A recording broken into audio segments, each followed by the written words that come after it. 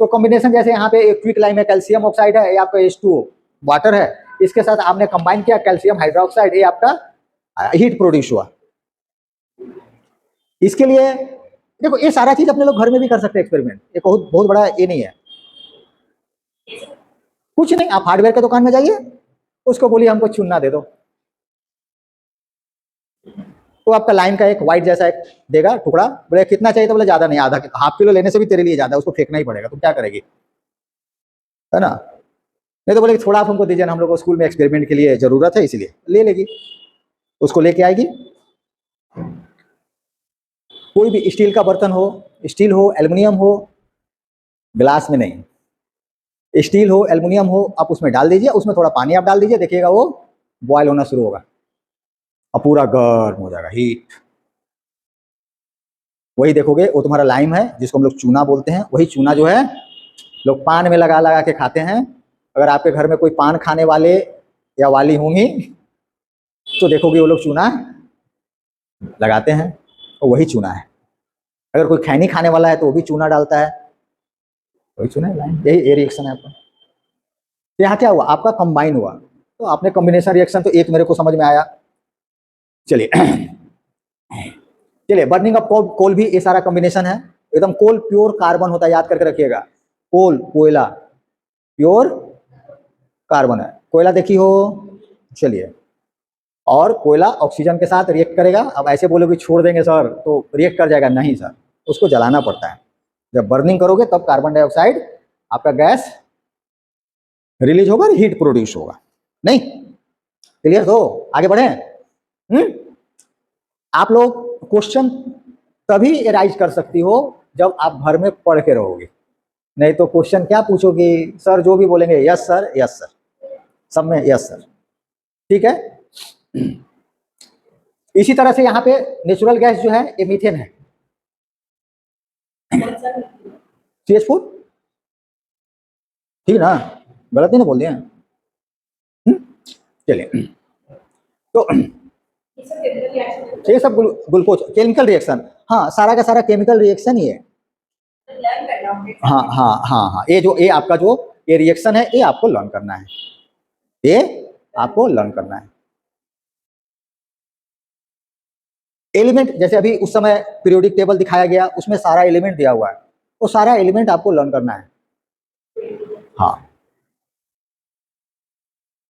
और इसमें मेरे को लर्न करना है, जैसे मान लिया यहाँ देखिए ग्लूकोज है, ग्लूकोज को ऑक्सीजन के साथ रिएक्ट हो रहा है, तो कार्बन डाइऑक्साइड रिलीज हो रहा है। तो ग्लूकोज क्या है, आपने खाया अंदर खाना, ऑक्सीजन भी ले लिया अंदर में, जाके रिएक्ट हुआ, कार्बन डाइऑक्साइड निकल गया, नहीं, और शरीर में एनर्जी आ गया। जैसे ही एनर्जी आया दोनों के साथ फाइटिंग स्टार्ट हो गया, नहीं, जब एनर्जी नहीं है तो फाइटिंग नहीं है सर, नहीं होगा। चलिए क्लियर, बढ़े आगे। चलिए, मैंने हम आगे इसलिए जा रहे हैं क्योंकि ऑलरेडी ये सारा चीज हम आप लोग को 2 क्लास में समझाए हैं, ये सारा रिपीट हो रहा है, इसीलिए हम इसमें ज्यादा डिटेल्स में नहीं जा रहे हैं। डीकम्पोजिशन रिएक्शन, देखिए डीकम्पोज मीन्स क्या होता है, डीकम्पोजिशन रिएक्शन, इसका मीनिंग क्या है भाई, देखिए अगर आप मीनिंग को समझोगी आंसर भी मिल जाएगा। तो अब बताइए डीकम्पोजिशन का मीनिंग क्या होता है, डीकम्पोजिशन मीनिंग क्या होता है बताइए, सिर्फ मेरे को मीनिंग दीजिए, और कुछ नहीं चाहिए हमको सिर्फ मीनिंग दे दीजिए आप, आंसर हम बोल देगा। चलिए बोलिए, 3 जन है, कोई एक जन बोलिए।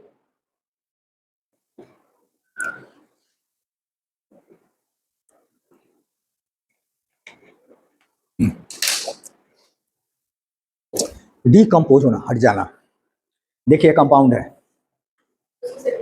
FeSO4, जब आपने इसको हीट दिया ये क्या हुआ, देखिए ब्रेक हो गया है, ये देखिए फेरिक ऑक्साइड आया, ये सल्फर डाइऑक्साइड मिला मेरे को, ये देखिए यहाँ पे गैस प्रोड्यूस हुआ, नहीं क्लियर, कोई प्रॉब्लम। तो कितना हुआ मेरे को, अभी तक 2 ही आया, एक कॉम्बिनेशन आया, एक डिकम्पोजिशन आया, 2 मेरे को दिखा, क्या दिखा, देखिए यहाँ पे हुई है ना, हीट आप प्रोड्यूस किया, क्विक लाइम है, CO2 है, ये लाइम स्टोन है, ये क्या है, लाइम स्टोन है। अभी तक 2 ही दिखा है, अभी तक क्या दिखा, 2 दिखा, मैंने आपका सिलेबस में।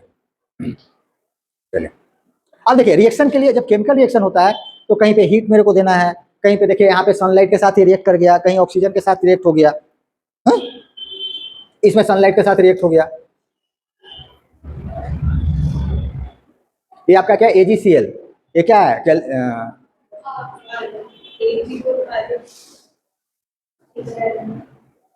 सिल्वर क्लोराइड, ठीक है। सिल्वर आपका यहाँ पे है और आपके यहाँ क्लोरीन है, ठीक है। क्लोराइड नहीं, क्लोरीन, वो सिल्वर क्लोराइड था, ये आपका क्लोरीन है, क्लियर ना। अब देखिए सिल्वर ब्रोमाइड है, also be haves in the same way, एकदम सेम सनलाइट में आप उसको ये करोगे, यहाँ रिएक्शन हो जाएगा। तो ये मेरा रहा 2 नंबर में क्या था, डिकम्पोजिशन। अब देखिए इसके बाद है 3 नंबर मेरे को मिला डिस्प्लेसमेंट। अब यहाँ पे मेरे को डिस्प्लेसमेंट का मीनिंग बताइए। देखिए अगर आप मीनिंग समझोगे, अगर मीनिंग समझती है तो आंसर भी मिल जाएगा हमको। डिस्प्लेस यानी प्लेस से हट गया हो, जो भी हमारा यहाँ जगह था, हम इस जगह से यहाँ चलाया, आपका वहां था, आपने इधर चलाया, हो गया डिस्प्लेस।